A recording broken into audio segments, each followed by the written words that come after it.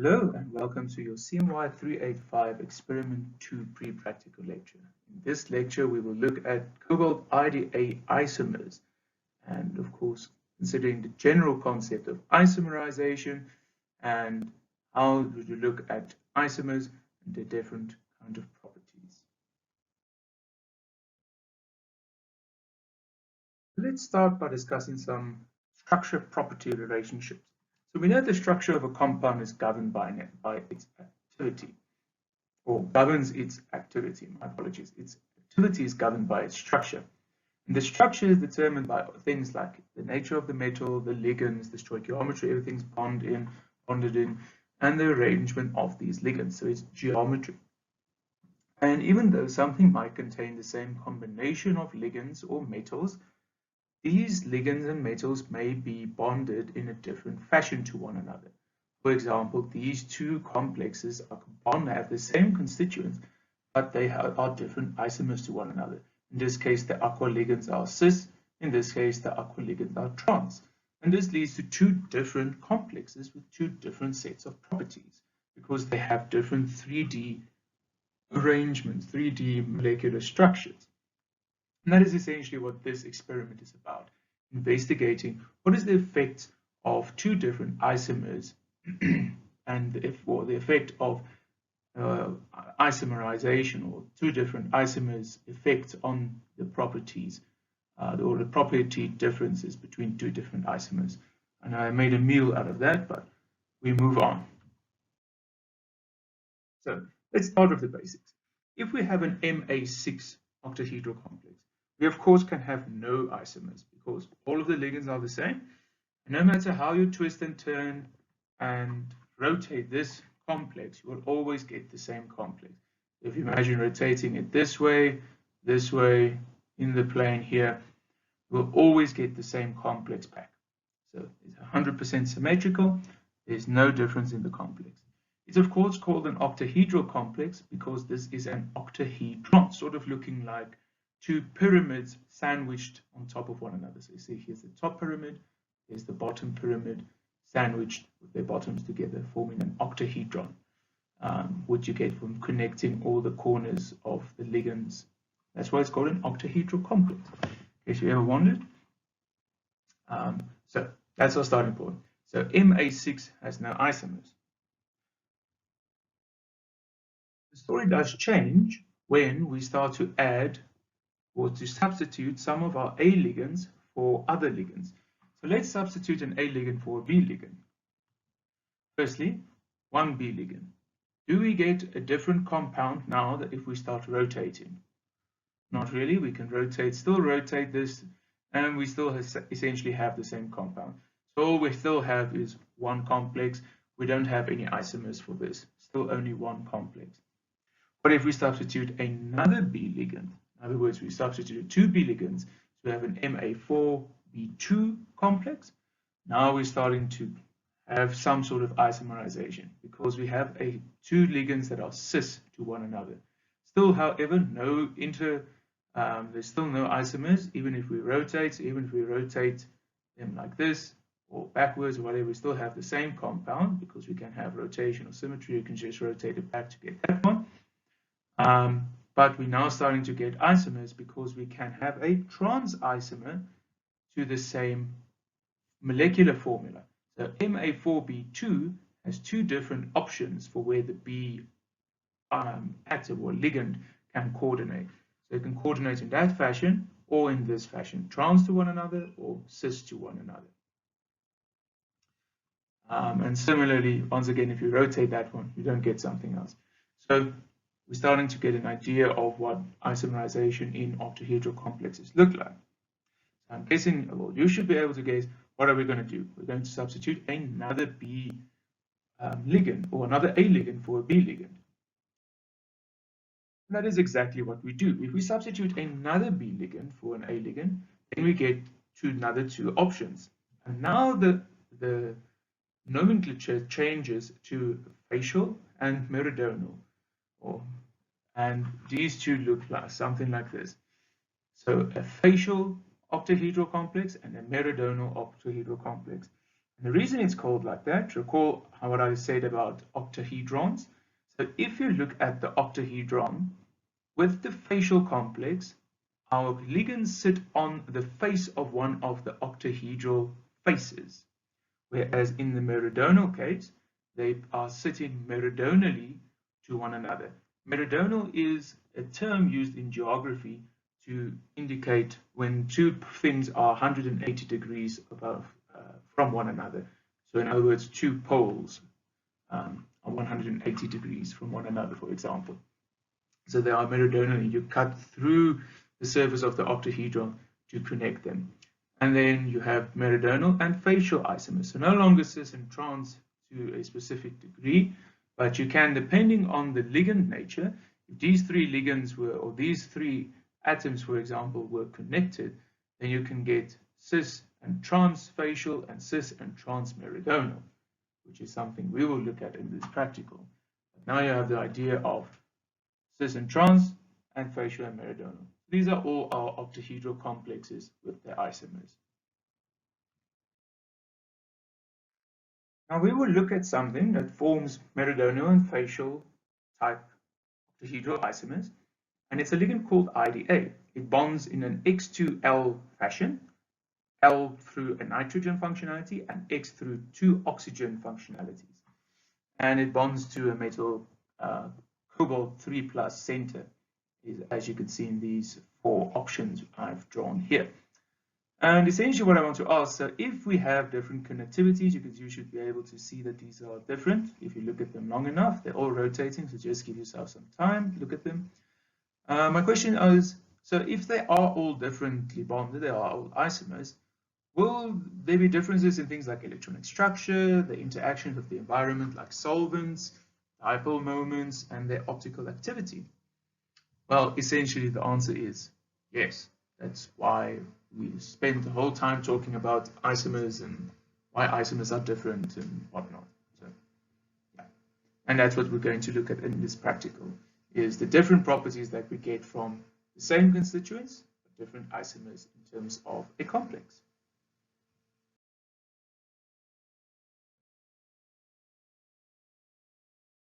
Okay, so how do we make different isomers? So synthetically. So stereoselective synthesis is something that is very sought after, because sometimes we want to produce a specific isomer over another isomer. So you want to produce isomer A over isomer B, for example. And we can do that by using specific sensitive reaction conditions towards one specific type of isomer. So let's say you start with some sort of reagent and you use two sets of conditions, one set cold conditions and one set hot conditions. And that would deliver, the cold conditions would deliver a product that forms primarily in the cold conditions, and the hot conditions can form a product that forms primarily in the hot conditions. That's generally your idea behind stereoselective synthesis, so that you can govern what type of stereo product you form or isomer you form. That would be quite handy. So in other words, if you work somewhere here in the middle, you probably form a mixture always. But if you work to the extremes of those two sides, you would selectively start forming either or, which is what you want. Now, let's say, for example, you made a mess and you worked in the middle and you made a mixture of something. Of course, then we can use something we call separation science or chromatography, which you sort of seen in school, where you put your little pen or your ink of your pen on a silica plate, and you saw the ink disperse and all the different colors came out in different layers and it separated. Or, distillation is another example. We can separate things chemically using our knowledge of their different properties. So again, because isomers have different properties, we can use those properties to separate them. So let's say we start off with a mixture of blue and red, which makes purple. And we put that through some column, a chromatographic method, to split it back into red and blue. Okay, so those are the two methods. So we can either start off and say we want to selectively make something and make red and blue, or we can forget about it and afterwards we can separate our isomers. Those are the two kinds of methods that we generally use to get different isomers in practice. Of course, how do we characterize this? So in terms of, so like after you've made it, how do you know now you've made a mixture of isomers, or did you make a pure compound? Well, that is sort of subtle and difficult to know exactly from the beginning, because most of the time you're going to get something like this.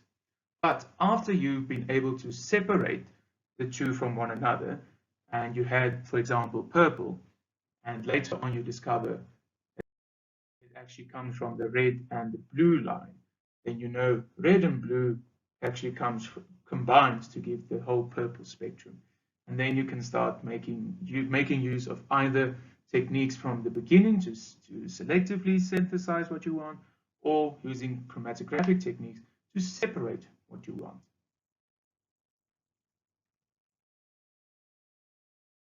Okay. In this experiment, we will use stereoselective synthesis of cobalt IDA. So, how we will do this is first we start with our IDA molecule, which we will deprotonate because this is an acid. So you can see it's a carboxylic acid on both sides, much more acidic. These hydrogens are much more acidic than that one. And we will deprotonate it with potassium hydroxide to form this carboxylate anion. Then in the next step, we will react 2 moles of this reagent will react with cobalt chloride. So you can see cobalt is then oxidized from the 2+ state to the 3+ state to form cobalt IDA2-. Note our complex here is an ion. It has a minus charge, as I've continually indicated in the headings. It actually has a minus charge. And that is how we're going, and we will, so this is the general synthesis, which we're going to do stereoselectively. And of course, as I said, stereoselectively using temperature, which you should note after you've read the prac manual. You'll see the one is done at a higher temperature and the one synthesis is done at a lower temperature. Just for completeness sake, I've left out what we call counter ions. So these potassiums actually go all the way through. So there's always, where you see a minus, there actually needs to be a plus written in your reaction scheme to balance out your minus charges. And the plus potassium here comes in here, and it's called a counter ion because it counters the minus charge of wherever there's a minus. It's quite nicely named. And this allows things to be salts. So for example, our cobalt IDA- would remain in solution unless we provide it with potassium cations to crystallize with. So there won't be crystalline material unless we provide the potassium ion along with the negative anion. Otherwise, we would only be left with solutions afterwards. Like I say, and that comes from the KOH to form crystalline products. Okay. Moving to the concept of thermodynamic control. So as mentioned, now that we will use thermodynamics to control our reaction conditions, that we will do the one at the colder temperature and the one reaction at the hotter temperature. And this comes from the idea of that we have the activation energy to form a specific kind of product. We have activation energy to form one thing, and then a higher activation energy to form a different isomer. So one isomer form needs a little bit of energy to form, different isomer needs a lot more energy to form. So our starting material starts here, and our cold reaction only needs a little bit of activation energy, and then we'll form that. Whereas the other reaction needs a lot of activation energy to form and form that. Of course, this is the more stable product, this is the less stable product. This is also called the kinetic product, and this is called the thermodynamic product. So thermodynamic is more stable, kinetic product is less stable. This should be similar to what you do in second year physical and organic chemistry. The argument remains the same. So when we work at a temperature that provides enough energy for the activation barrier here to be passed, in other words, this temperature, we will form predominantly this isomer. We'll form a small amount here because statistically there is a chance that we will form this one, that there will be particles or reagents that have enough energy to move over this, but in the majority, this will form. If you want to ask me in the lab, I will gladly explain to you why this reaction can still happen at this temperature, but it will be in the smallest minute amount that you'll ever see in your life. In fact, you will probably won't see it, but I leave it here because in theory it is possible for this reaction to still take place even at this temperature. However, if you work cold enough, it should only form this one, but also do not work too cold because then this reaction also will not occur. Right. Then by raising the temperature, we will then get to a point where we predominantly start forming this product, our more stable product, the thermodynamic product, and we will form less of the kinetic product. But in this case, it's easy to see why we form the kinetic product, because yes, we have enough energy to form product 2, but we are way over the amount of energy that's required to get over this hill as well. So there is enough energy to form this product, just most of this product will decompose back to here and then go over this hill to form the more stable product. So you need to ensure that this is high enough in heat. And I think it's about 80 degrees Celsius that this is stated at. So ensure that your reaction mixture is at the correct temperature and stays there for long enough to drive this reaction to completion. Okay. Now, what happens when we work at a temperature about here? Somewhere in no man's land. Well, the answer is we get a mixture. We get a no man's land mixture between red and blue, because we will form some of red and we'll form some of blue. Like I said, so that what happens if, let's say, if you work about at 60 or 70 degrees Celsius, you're going to form a mixture. Instead of pushing this reaction, you will form some of this and some of that, and you're working constantly here in the middle of nowhere. And that essentially is the point of this diagram. It's just to convince you that you need to push this one thermodynamically and push this one kinetically to get your selective synthesis going. However, should this happen, then we have a chromatographic technique which you will be doing to separate your two isomers that you have formed, and that is called ion exchange chromatography, which we will do next.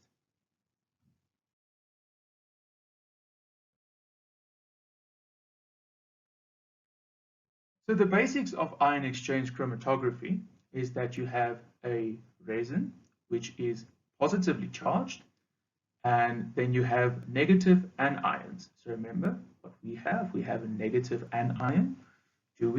Is our complex negatively charged? Yes, it is.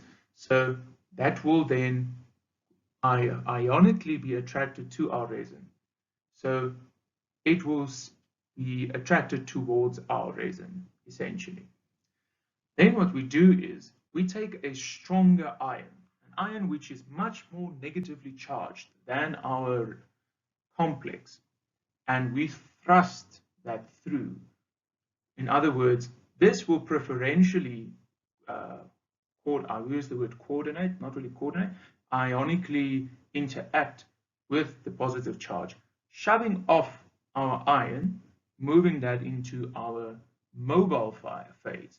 This is called stationary phase because they're stationary, they're stuck together, they're ionically interacting, and this then becomes mobile. So it's shoved off the stationary phase into the mobile phase, like I say here. Mobile phase moves.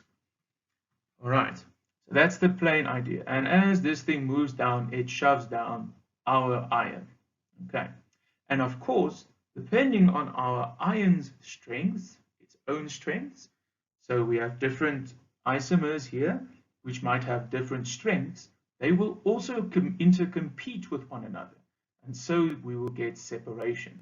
Okay, but let's get into more detail, or get into more detail. So for a moment, let's forget about our ions. Let's just talk about triangles, blocks, and circles and things like that. So in our anion exchange chromatography, we have some sort of thing that says a counter ions in initial buffer, that is just some solvent, and we have triangles and squares, and then we're going to have something ions in the gradient. So you must see green stuff as that big minus charge that I showed earlier, and the triangles and the squares are the two different isomers that we have in place that we want to separate, right? The red and the blue stuff that we want to separate. Okay. Now, in other words, things that form weaker bond with the resin, the positive charge, are going to elute faster, and things that form stronger bonds with the resin are going to elute slower. Why? Because something with a negative charge that has a higher polarity is of course going to have a stronger ionic connection with the positive charge. In other words, going to be retained stronger. So it forms a stronger bond and stays in the column longer. Something with less polarity is weakly negatively charged. So in other words, will move through the column much quicker than the other thing. Remember, these are all relative terms. So if you say the one is, let's say, for example, has a -1 charge and the other one had a -2 charge. Remember, these are all -1 charges, but they have polarity differences. So the one is a -1 charge with almost a 0 dipole. The other one is a -1 charge with a slight dipole, and the other one is a -1 charge with a definite dipole. Then each of those are going to rank less and more, or to more, interacting with the positive resin. Okay. So this is our initial setup, just as such. Then, once we start putting our green element, which will be sodium chloride in our case, so chlorine is a very strong negative charge. It will dominate anything or compete much more with anything that has a negative charge. So that is going to form a stronger bond than anything with the triangles and the squares and forces them to move along. And let's say our red triangles form the weak bonds with our resin, and the blue squares form stronger bonds than the red triangles. So red triangles will then elute first, then the squares, and then our sodium chloride is much stronger than any one of the triangles and the squares. So essentially what we see is the red triangles come out first, the squares come out second, and our green circles push down everything through. And it's called our element because it elutes the squares and the triangles. As we go down, it continues the process of the column, and essentially at the end we just regenerate our column with the starting material, which was that. And in our case, it's actually going to remain to be sodium chloride, but you can use distilled water as well. Okay, so that's the idea of the column. Whichever comes out first is going to be first, second, and then you separated your triangles and your squares. And now you have separated your blue from your red, even though you made a mess of it earlier. You weren't able to do it thermodynamically. Okay, so anion exchange of cobalt IDA.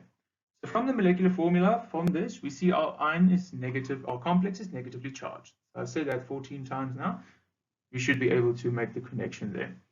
So some of the geometries of these isomers will be more polar than others. So in other words, the one with the strongest dipole moment is going to be more retained in the column. The one that is the weaker dipole moment is going to be less retained in the column. So hence, a slow homogeneously packed column will be able to separate these two isomers. So if you think about it, one with a strong dipole moment, more retained in the column, weaker dipole moment, less retained in the column. And we will take that, split it into its constituents. Okay.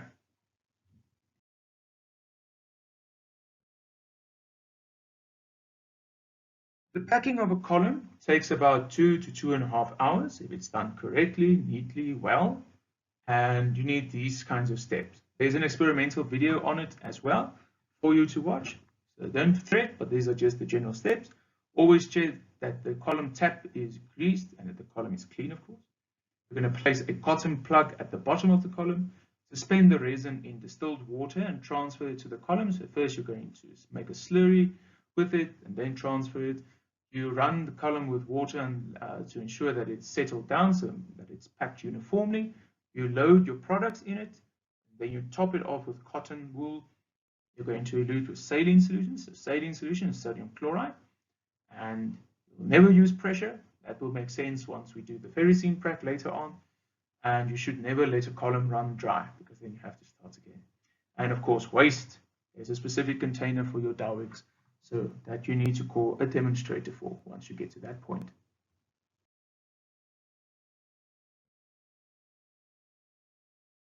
Okay, some general matters. Please always work quickly and efficiently. You need to hand in your products for both of your isomers at the end of your prac.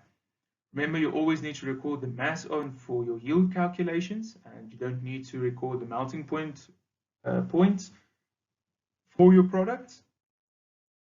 You must record observations like which color isomer elutes first from your column, and if you made pure products, then you should be able to correlate which one is which.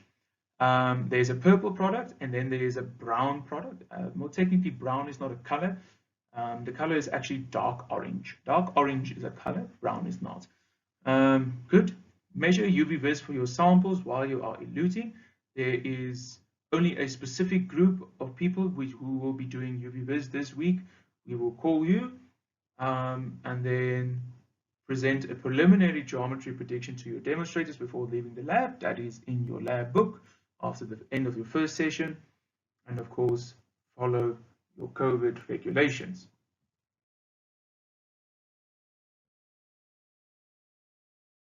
Then the assignment, please remember to draw all the isomers that can be theoretically obtained, and then you need to use your chemistry intuition and logic to determine which ones you actually made. You made two isomers using thermodynamic control. So which one is your thermodynamic product, your color, and that isomer should be more stable, right? And which one is the kinetic product and its color? Hypothesize using theory, and then of course its energy from the UV vis. Have an idea which one is going to be which. Once you've done the anion exchange column, you'll be able to connect more dots here, because the one that elutes first is going to give you an idea of the polarity, and the polarity will give you an idea of the color, or not of the color of the, or the polarity gives you an idea of which structure it is, and which structure gives you an idea of the one at the least energy, and the least energy gives you the idea which one is more stable, and then you get the color, and then you know from the heat and the lower heat or the cooling reactions which one is which. Okay. And of course, then you measure UV vis to confirm your hypothesis. Furthermore, we've synthesized two geometric isomers using different reaction conditions. So I hope you've gotten that down now. You must record your yields and evaluate crystals for both products. There are pictures on ClickUp for this purpose, for these purposes, for you to look at. So that you don't have to view them under the microscope. I've uploaded several magnifications as well. And then you separated them. So you need to make notes on like which color elutes first. You've also assigned your geometries in lab. You've done this with UV vis. And also please read the uploaded references. There's a lot of them and they provide quite useful information, like really useful information.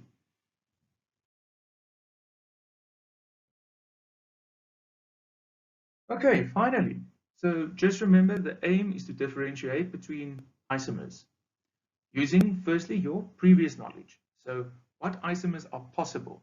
So firstly, just draw them by hand. What do you expect? What is possible using Baylor's method? So just draw them. Then your synthetic conditions. What is more likely to happen is what type of energy issues are there going to be? Then in your column, you'll realize, okay, we formed two of them. So I sort of give an answer where there's only two that you form. And then you're going to confirm that using UV vis. And that's the complete outline of this experiment. That is what you need to do. And I hope you have enough time to do this, to discuss it with your demis, and to discuss it with me if you see me, with anyone that you see, to give it enough time to sink in and write us some beautiful reports. Okay, thank you for watching.